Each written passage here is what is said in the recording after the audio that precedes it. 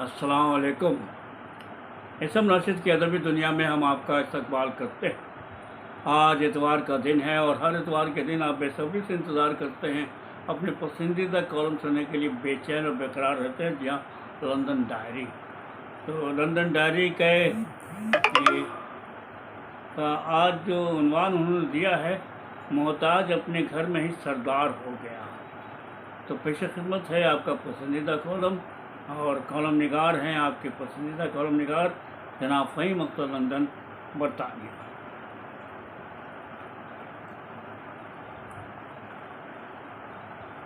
जमहूरियत एक ऐसा निज़ाम है जिसमें मुख्तलिफ़ पार्टियाँ इंतखाब हार जाती हैं,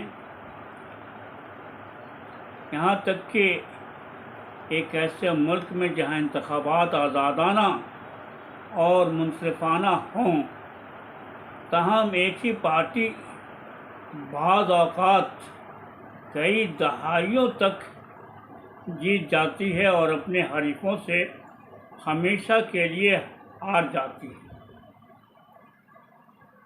एक पार्टी के ग़लबे की ऐसी मिसालें कुछ जगहों पर दूसरों के मुकाबले ज़्यादा देर तक क्यों रहती हैं? इन हालात को समझना, जिनके तहत एक जमायती ग़लबा ख़त्म होता है, न सिर्फ इसलिए ज़रूरी है कि मुकाबला जमहूरियत का एक अहम उज़्व है, मुकाबला जमहूरियत का एक अहम अंसर है, बल्कि इसलिए भी कि काबिल अमल अपोजिशन का उभरना मुल्क की तरक्की से जुड़ा हुआ। ज़्यादातर तहक़ीक़ वाहिद पार्टी के ग़लबे और उसके ख़ात्मे की वज़ाहत करती है। गालिब पार्टी की हिकमत अमलियों और वसाइल पर मरकूज़ है। अगरचे बहुत सी गालिब जमातें, जिनमें Israel, Italy, Japan, Sweden, Hindustan, Pakistan, Bangladesh और दीगर ममालिक शामिल हैं, शाज़ व नादिर कभी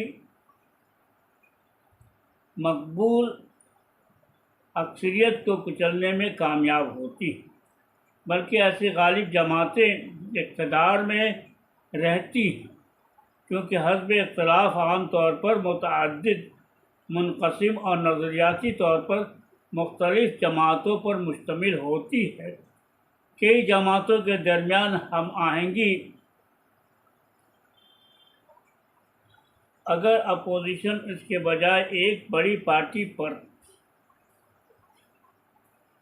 मुश्तमिल हो तो गालिब पार्टी को हटाना आसान हो जाता है, क्योंकि अपोजिशन के वोट एक पार्टी के पीछे इकट्ठे हो जाते हैं, जो इंतखाबी फतह की सूरत में एक मुस्तहकम वाहिद पार्टी हुकूमत बना सकती है। 1929 में जर्मनी की वेमार रिपब्लिक शदीद माशी बदहाली और वसी पैमाने पर बेरोज़गारी के दौर में दाखिल हुई। नाज़ियों ने हुक्मरान हुकूमत पर तनकीद करके हालात का फ़ायदा उठाया और इलेक्शन जीतना शुरू कर दिया। जुलाई 1932 ईस्वी के इंतखाबात में उन्होंने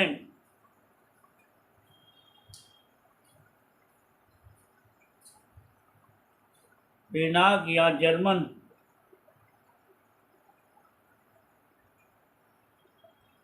जर्मन पार्लियामेंट की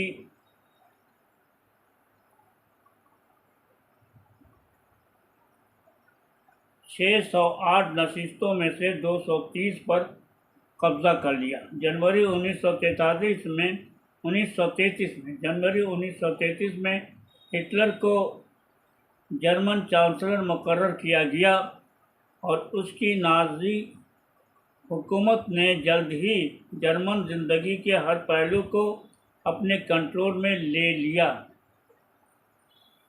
नाज़ी दौर हुकूमत में दीगर तमाम सियासी जमातों पर पाबंदी आयद कर दी गई।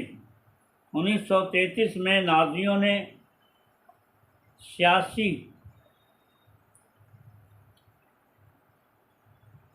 कैदी रखने के लिए जर्मनी के शहर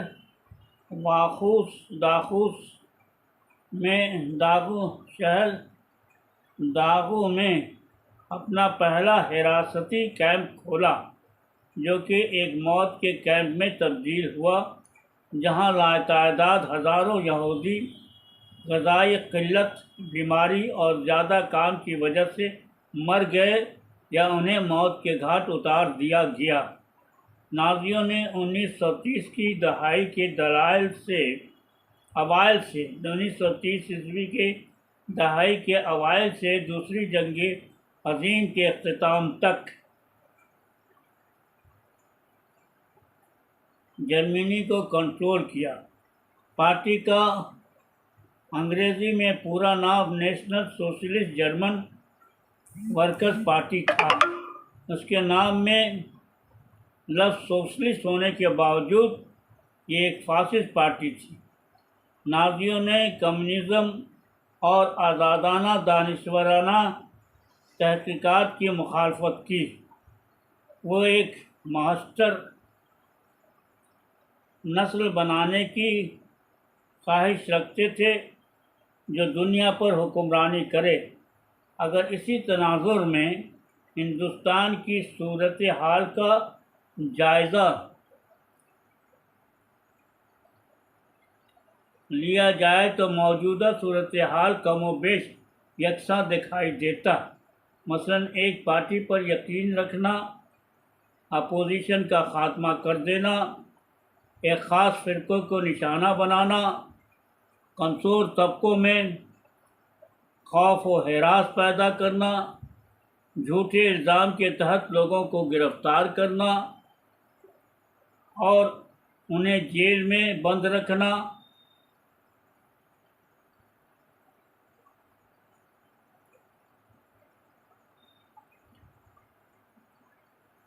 वगैरह ऐसी बातें हैं जो जर्मनी की नाज़ी पार्टी से मुशाबा हैं। पिछले कई बरस से राम मंदिर की तहरीक से कौम परस्त हिंदू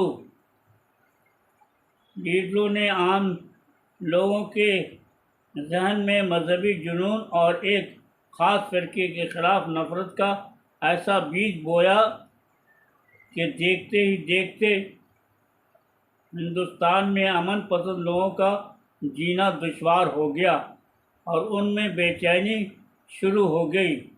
इसके अलावा आए दिन अलग अलग ढंग से मुसलमानों के ख़िलाफ़ गलत बयानी से काम लेते हुए इलेक्शन जीत जाना,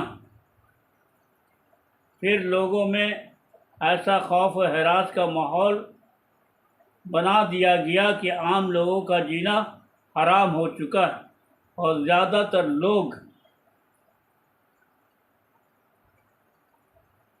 मायूसी की ज़िंदगी गुजार रहे हैं।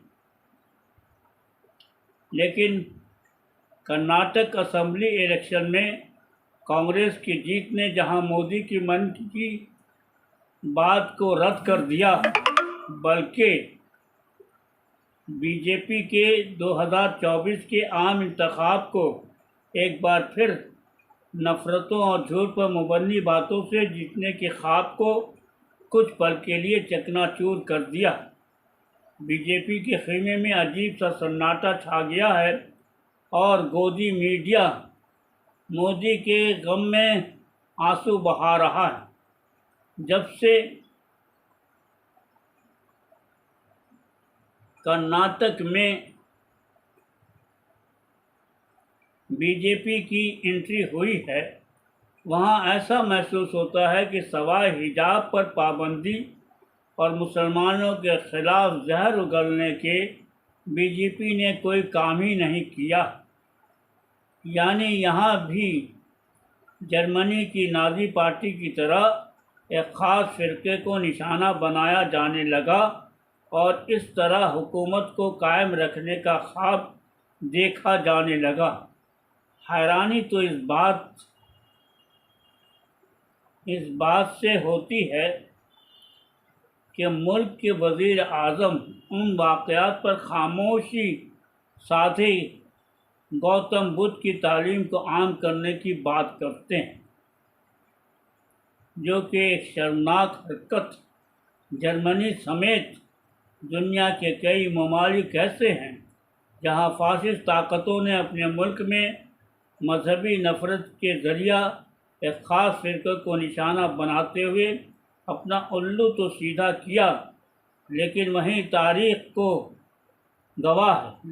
तारीख़ गवाह है कि उनका हश्र भी काफ़ी बुरा हुआ। क्या आपने कभी अपने आप से पूछा है कि मैं फ़लाँ से नफ़रत क्यों करता हूँ? क्या ये इसलिए है कि आप उनसे खौफज़दा हैं? क्या आपको उनके लिए कोई एहसास नहीं है, क्योंकि आपको यकीन है कि वो किसी भी चीज़ से कम के मुस्तहक़ नहीं हैं? या ये इस वजह से है कि आप नाराज़ हैं?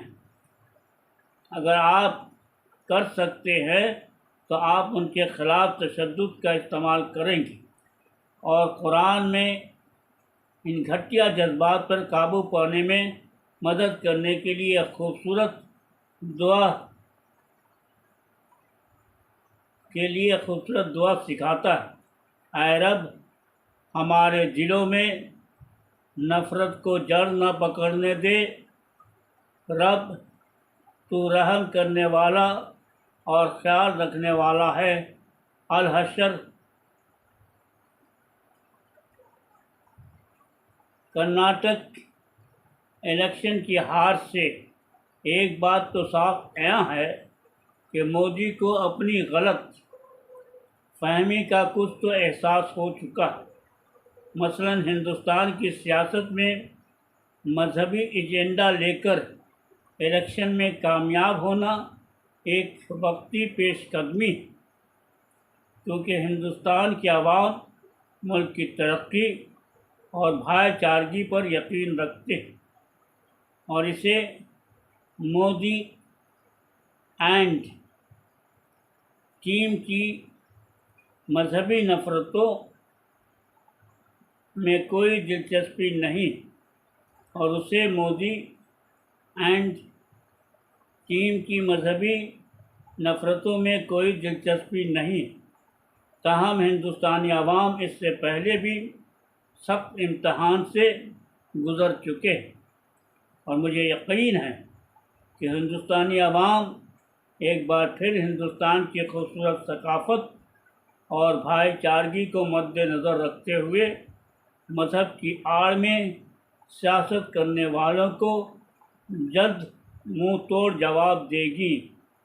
तारीख़ गवाह, जब कभी भी ताकतवर हुक्मरानों या अक्सरियती गिरोह ने अक़लियती या कमज़ोरों पर जुल्म किया है, उसका नतीजा ज़वाल पज़ीर ही हुआ है।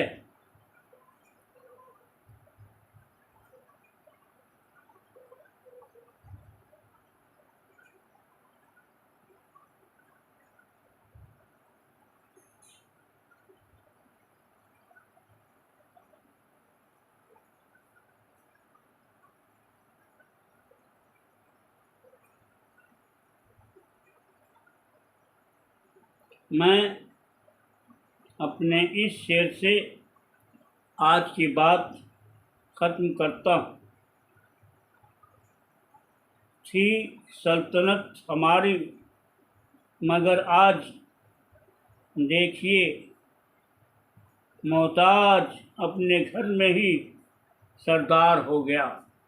तो दोस्तों, अभी आप एहसन राशिद की अदबी दुनिया में अपना पसंदीदा कॉलम जी हाँ लंदन डायरी सुन रहे थे और जिसके खालिक थे जनाब फ़हीम अख्तर लंदन बरतानिया। मैं उम्मीद करता हूँ कि आपको उनका ये मज़मून यकीनन पसंद आया होगा और पसंद आया है तो ज़रूर से ज़रूर लाइक कीजिएगा, शेयर कीजिएगा, कमेंट कीजिएगा। तो इजाज़त दीजिए, हम फिर मिलते हैं आप किसी प्रोग्राम में जिसका नाम है एहसन राशिद की अदबी दुनिया। अल्लाह हाफिज़।